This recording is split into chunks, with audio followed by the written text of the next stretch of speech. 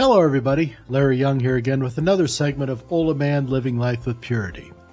And today I want to talk about an acorn and its telos.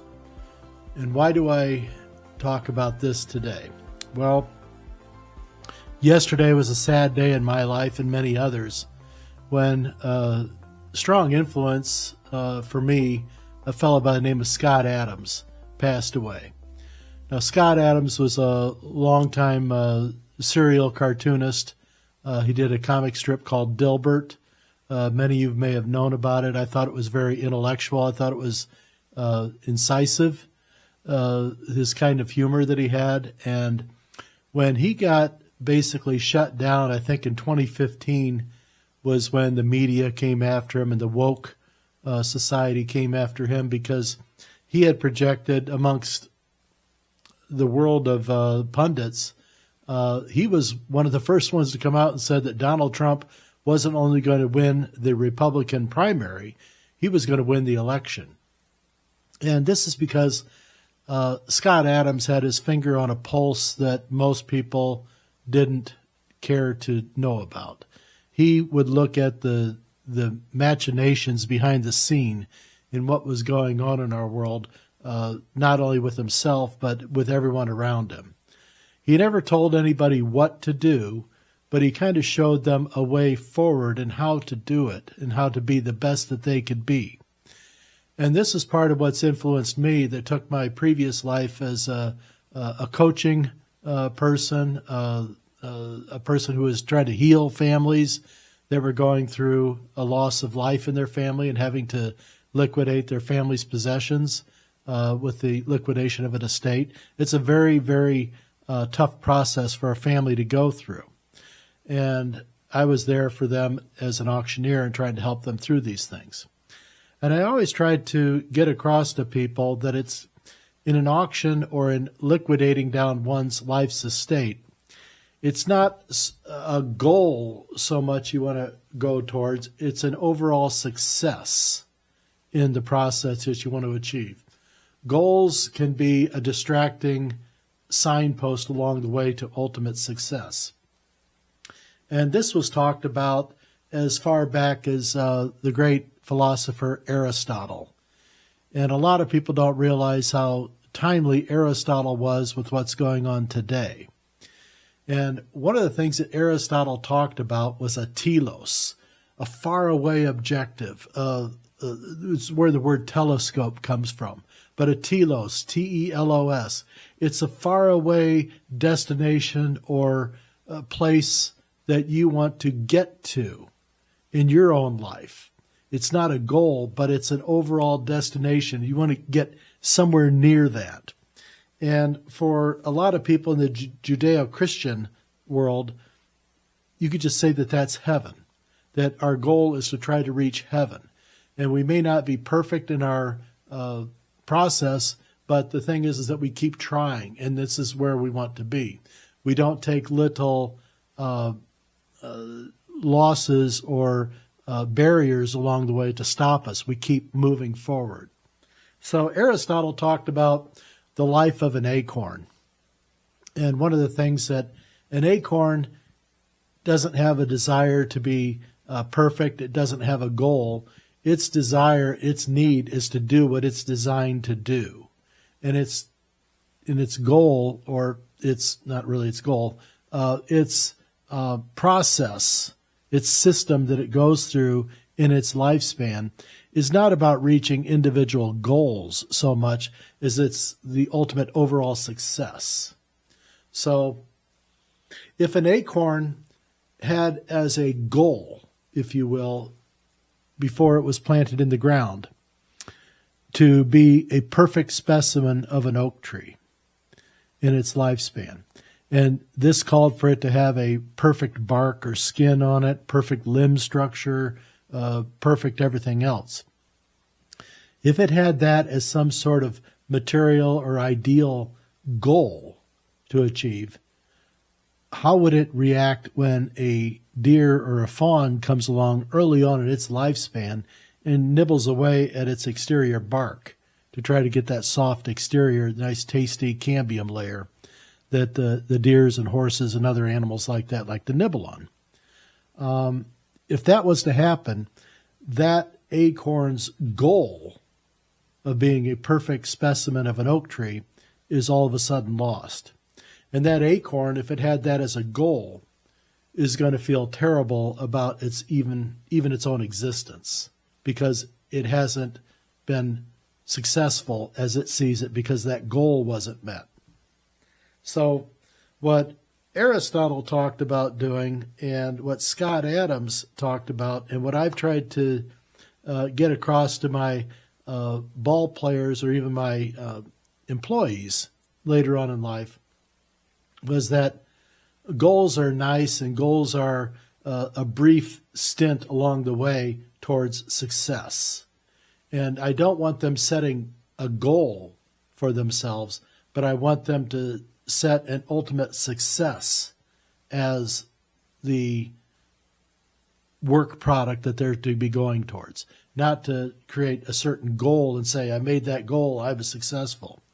You were maybe successful in reaching that particular small goal, but if you failed in that, and this set you back because you were so distraught over not having made your goal, you've lost the big picture, or the telos out there as to where you're trying to get to, because you're being stymied by a little fact along the way that in the long run isn't going to matter that much.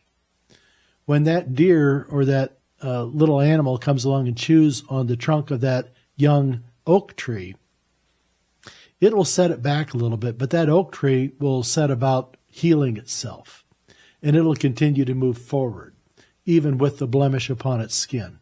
It's not going to let that stop it from achieving its telos, or its design as God made it, to be this bigger than life type of element that comes about. So its success is what it's after, and that's to be a healthy adult specimen of a tree, whatever way it comes out.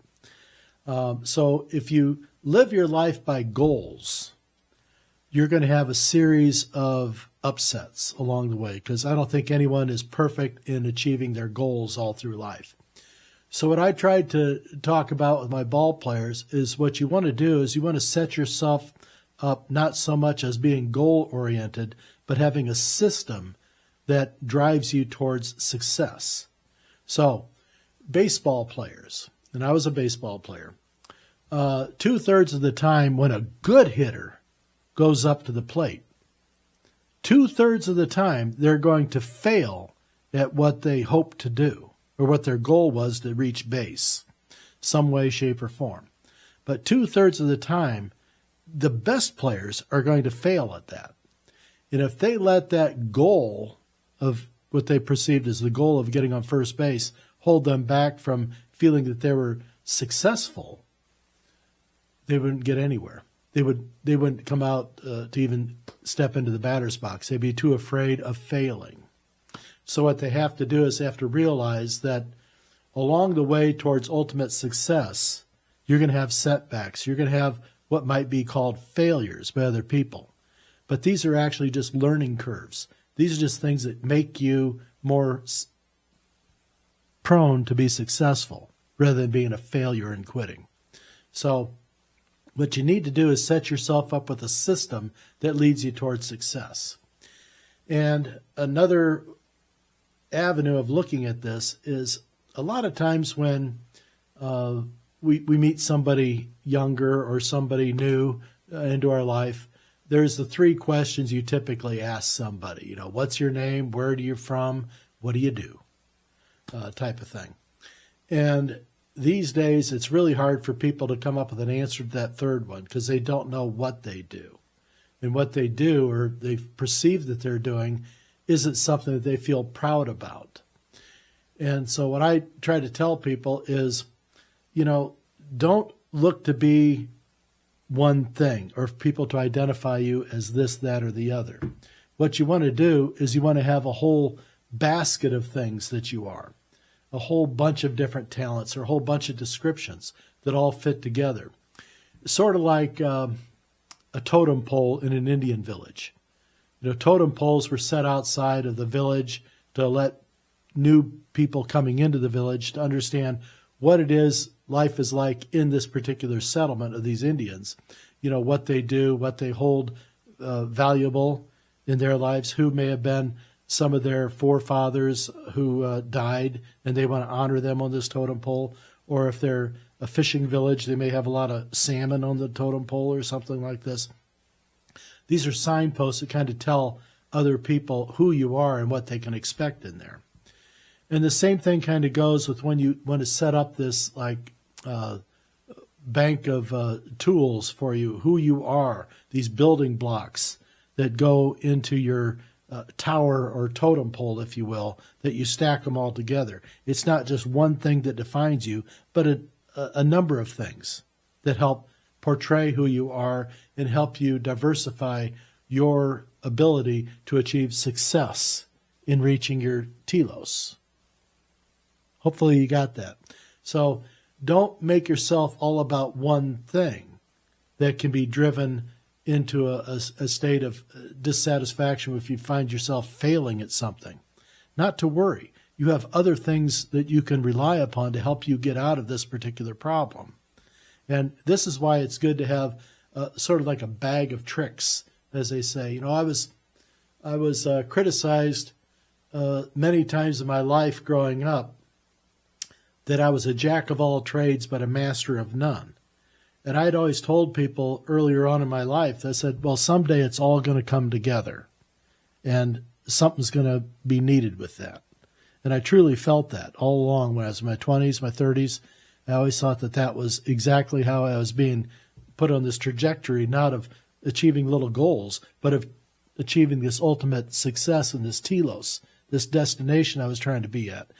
And I had tried to form my life as one of being service-related, trying to help other people, because I knew that by helping other people, I would along the way be helping myself ultimately, because I'd be building onto my little bag of tricks and building my own totem pole or tower. So I saw that my success ultimately was going to be coming and sharing and bonding and being a part of other people and helping them to flourish and do what it is that they were designed to do, like that acorn.